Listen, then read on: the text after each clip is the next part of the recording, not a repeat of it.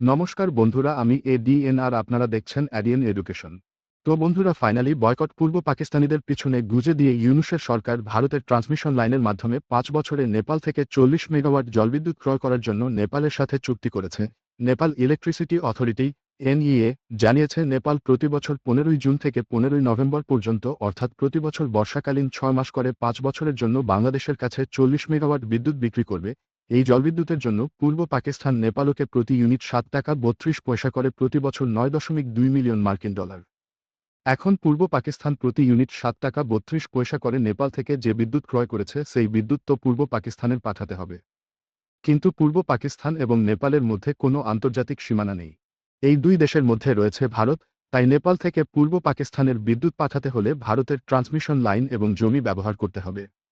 এখন পূর্ব পাকিস্তান তো আর ফ্রিতে ভারতের জমি এবং ট্রান্সমিশন লাইন ব্যবহার করতে পারবে না, তার জন্য ভারতকে কিছু টাকা দিতে হবে।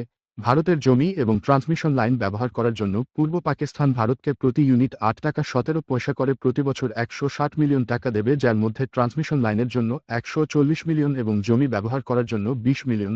এখন আমি আপনাদের দেখাবো পূর্ব পাকিস্তান নিজের দেশ থেকে এবং বিদেশ থেকে যে বিদ্যুৎ ক্রয় করে সেগুলোর জন্য প্রতি ইউনিটের দাম ভারতীয় টাকায় কত। নেপাল থেকে যে বিদ্যুৎ ক্রয় করে সেটির প্রতি ইউনিটের দাম পড়ে ১৫ টাকা ৪৯ পয়সা।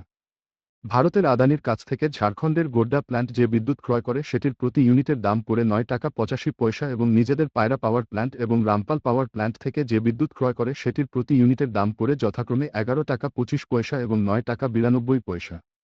আদানি পূর্ব পাকিস্তানকে নেপাল এমনকি পূর্ব পাকিস্তানের নিজস্ব তৈরি করা বিদ্যুতের দাম থেকে কম দামে পূর্ব পাকিস্তানকে বিদ্যুৎ রপ্তানি করে, তবু এই মাদ্রাসার ছাপের বলে ভারত বেশি দামে পূর্ব পাকিস্তানকে বিদ্যুৎ রপ্তানি করছে। ভারতের উপর দিয়ে নেপাল থেকে পূর্ব পাকিস্তানের বিদ্যুৎ কিভাবে পাঠানো হবে, সেটা পাঠানো হবে নেপাল ও ভারতের মধ্যে প্রথম আন্তদেশীয় ধলকেবর মুজফ্ফরপুর ৪০০ কিলোভোল্ট সঞ্চালন লাইনের মাধ্যমে। ভারতের মুজফ্ফরপুর থেকে বিদ্যুৎ ভারতের ট্রান্সমিশন লাইন দিয়ে বহরমপুরে যাবে এবং তারপর ভেরামারা ৪০০ কেভি ট্রান্সমিশন লাইন হয়ে বাংলাদেশ পৌঁছাবে। তো বন্ধুরা, এই ছিল আজকের ভিডিও। ভালো লাগলে লাইক, শেয়ার, সাবস্ক্রাইব অবশ্যই করবেন।